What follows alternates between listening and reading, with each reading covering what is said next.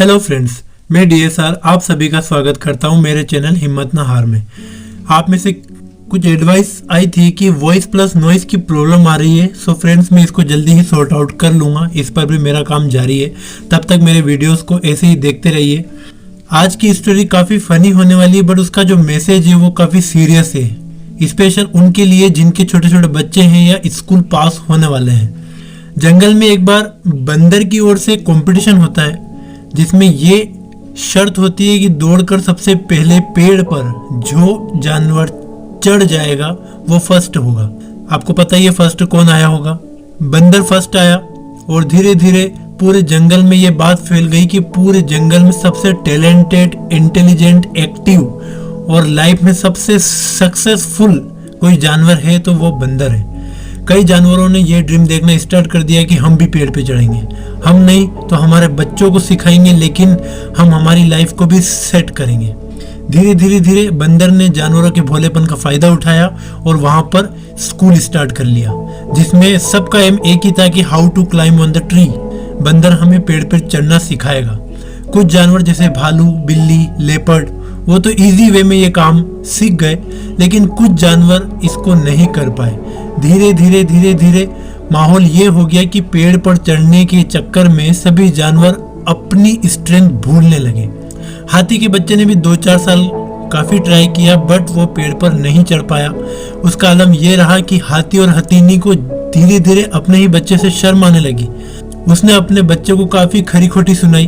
उन्होंने कहा कि तेरे लिए हमने पूरी जिंदगी बिगाड़ दी, तू पेड़ पर चढ़ना सीख जाए, उसके लिए हमने काफी इन्वेस्ट किया, लेकिन तू अभी तक पेड़ पे चढ़ना नहीं सीख पाया। पूरे जंगल में हमारी काफी बेइज्जती हो रही है, तेरे कारण हमको जगह जगह नीचा देखना पड़ रहा है। धीरे धीरे हाथी के जो बच्चे था उसके अंदर नेगेटिविटी आने लगी, कॉम्प्लेक्स की भावना आने लगी। वो अपने से छोटे छोटे जानवर जैसे चूहे, गिलहरी, छिपकली को देखता था तो उसके मन में यही होता था कि भगवान ने उसे उसके जैसा क्यों नहीं बनाया। ये छोटे छोटे जानवर कितने किस्मत वाले हैं कि आसानी से पेड़ पर चढ़ जाते हैं, लेकिन मैं पेड़ पर क्यों नहीं चढ़ पा रहा हूँ। आखिरकार वो टाइम आया कि हाथी का बच्चा अकेला रहना शुरू हो गया। उसको कई लोगों से डर लगने लगा। उसके मन में एक ही भावना थी कि मैं पेड़ पर नहीं चढ़ पा रहा हूँ, इसका मतलब मैं लाइफ में कुछ नहीं कर सकता। उसने एक दिन सुसाइड नोट लिखा, जिसमें उसने लिखा कि my father and mother, I am really sorry, मैं अपनी लाइफ को छोड़कर जा रहा हूँ, लेकिन मैं आपसे वादा करता हूँ कि अगले जन्म में मैं पेड़ पर चढ़कर बताऊंगा। वह मरता उससे पहले वो सुसाइड नोट जंगल के राजा शेर के पास गया। शेर पूरी सिचुएशन को समझ गया और उसने जानवरों की बड़ी सी मीटिंग बुलाई। उस मीटिंग में उसने सभी जानवरों को बड़े प्यार से और अधिकार से और डरा धमका के सिखाने की और समझाने की कोशिश करी कि अरे बेवकूफ़ों, सबकी स्ट्रेंथ अलग अलग होती है। बंदर पेड़ पर चढ़ सकता है, वो उसकी स्ट्रेंथ है। भगवान ने उसको ऐसा इसलिए बनाया क्योंकि वो हम जैसा नहीं है। उसमें इतनी ताकत है नहीं कि वो जमीन पर रहकर जंगली जानवरों का सामना कर पाए।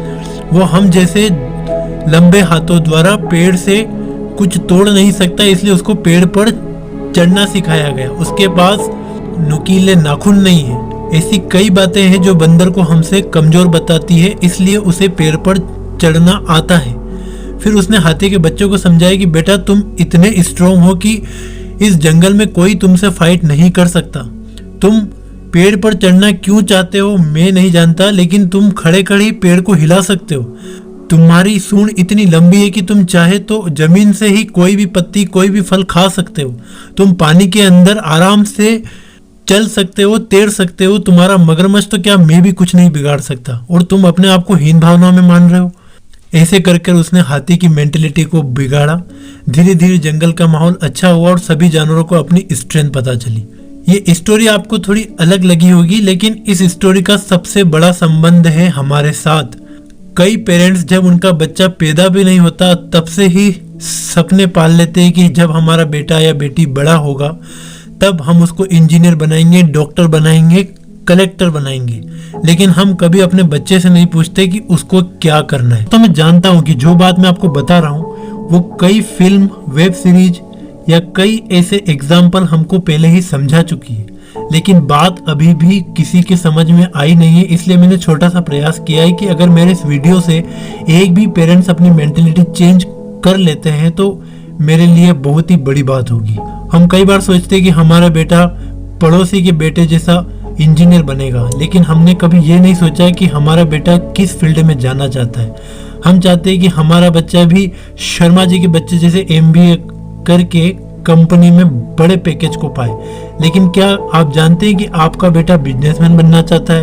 वो चाहता है कि मैं इतना बड़ा बिजनेस खड़ा करूं कि हजारों MBA वाले मेरे अंडर में काम करें। आपके बच्चे की वॉइस बहुत अच्छी है, वो सिंगर बन सकता है, वो एक्टर बन सकता है, लेकिन हम उसको 4 दीवारी की ऐसी नौकरी में डालना चाहते हैं जहां से वो कभी भी खुश होकर बाहर निकल ही नहीं पाएगा। सचिन तेंदुलकर 10th में फेल हो गए थे। उनके फादर चाहते तो 3 साल 4 साल तक उनको स्कूल में ही रगड़ते रहते और आखिरकार वो छोटी मोटी जॉब करके कहीं ना कहीं खत्म हो जाते, लेकिन उनके फादर ने उनके खेल को पहचाना और उन्हें आगे बढ़ाने की कोशिश करी। आज ये आलम है कि जिस 10th क्लास में वो फेल हुए थे, उसी 10th क्लास में आज उन्हीं का चैप्टर बच्चों को बताया जाता है। पेरेंट्स, मेरी आपसे यही रिक्वेस्ट है कि अपने बच्चे की स्ट्रेंथ को पहचाने।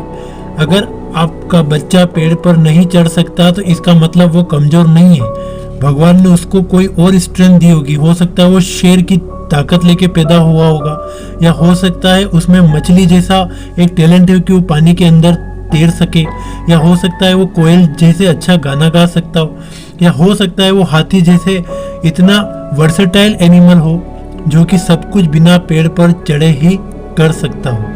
सो मेरा इस वीडियो के द्वारा यही मैसेज है कि आप बच्चों को पढ़ाएं, ना कि उन पे प्रेशर बनाएं। उन्हें उनकी जिंदगी जीने दे। भूखा कोई नहीं सोता।